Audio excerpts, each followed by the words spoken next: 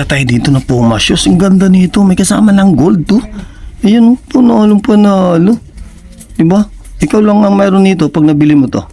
Yung Puma shoes.